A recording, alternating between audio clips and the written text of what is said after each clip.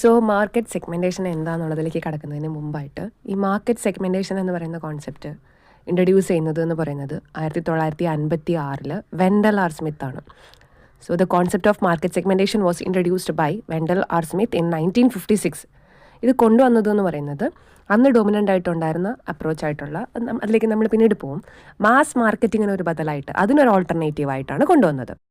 So market segmentation ഒരു conceptual foundation കൊടുത്തത് Wendell R Smith ആണെന്ന് പറയാം. സോ ആ മാർക്കറ്റ് സെഗ്മെൻറ്റേഷൻ എന്ന് പറഞ്ഞ കോൺസെപ്റ്റ് ഇൻട്രൊഡ്യൂസ് ചെയ്തത് വെൻഡൽ ആർ സ്മിത്ത് ഇൻ 1956. അന്നത്തെ ഡോമിനൻ്റ് മാർക്കറ്റിംഗ് അപ്രോച്ച് ആയിട്ടുള്ള മാസ് മാർക്കറ്റിങ്ങിന് ഒരു ഓൾട്ടർനേറ്റീവ് ആയിട്ടാണ് ഇത് അദ്ദേഹത്തിൻ്റെ ഒരു ആർട്ടിക്കിളിലൂടെ പറഞ്ഞത്.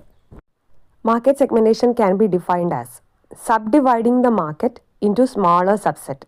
ആദ്യം ജസ്റ്റ് ഇങ്ങനെ മനസ്സിലാക്കുക, ഒരു വലിയ മാർക്കറ്റിനെ ചെറിയ സബ്സെറ്റായിട്ട് സബ്ഡിവൈഡ് ചെയ്യുന്നതിനാണ് നമ്മൾ മാർക്കറ്റ് സെഗ്മെൻറ്റേഷൻ എന്ന് പറയുന്നത്.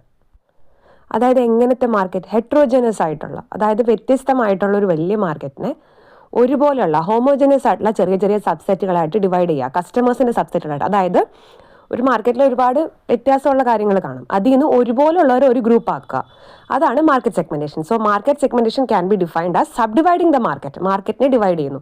എങ്ങനെയുള്ള മാർക്കറ്റിനെ ഡിവൈഡ് ചെയ്യുന്നു? ഹെട്രോജനസ് ആയിട്ടുള്ള, വ്യത്യസ്തത ഉള്ളൊരു മാർക്കറ്റിനെ സ്മോളർ സബ്സെറ്റ്സ് ആയിട്ട്, കസ്റ്റമേഴ്സിൻ്റെ ചെറിയ ഗ്രൂപ്പുകളായിട്ട് ഡിവൈഡ് ചെയ്യുന്നു. ആ ചെറിയ ഗ്രൂപ്പുകളുടെ പ്രത്യേകത എന്താ? അത് ഹോമോജനസ് ആയിരിക്കും, അതിനകത്തെ കാര്യങ്ങൾ ഒരുപോലുള്ളതായിരിക്കും.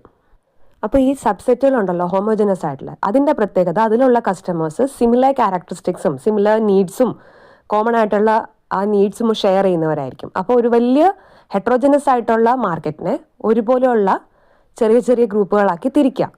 സബ് ഡിവൈഡിങ് ദ മാർക്കറ്റ്, ഒരു ഹെട്രോജനസ് മാർക്കറ്റിനെ ഹോമോജനസ് സബ്സെറ്റ് ഓഫ് കസ്റ്റമേഴ്സ് ആക്കി തിരിക്കുന്നതിനെ പറയുന്ന പേരാണ്, അല്ലെങ്കിൽ ടേമാണ്, മാർക്കറ്റ് സെഗ്മെൻറ്റേഷൻ.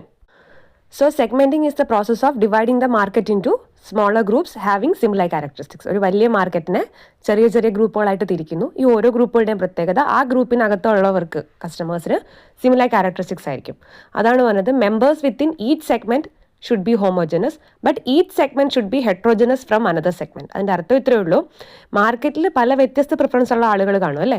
അപ്പം ഒരു സെഗ്മെൻറ്റിനകത്തുള്ളവർ ഒരേ കോമൺ ക്യാരക്ടറിസ്റ്റിക്സ് ഉള്ളവരായിരിക്കും. അപ്പോൾ members within each segment should be homogeneous. ഒരു സെഗ്മെൻറ്റിനകത്തുള്ളവർ ഒരുപോലത്തെ ക്യാരക്ടറിസ്റ്റിക്സ്, കോമൺ ക്യാരക്ടറിസ്റ്റിക്സ് ഉള്ളവരായിരിക്കും, അല്ലെങ്കിൽ കോമൺ പ്രിഫറൻസ് ഉള്ളവരായിരിക്കും.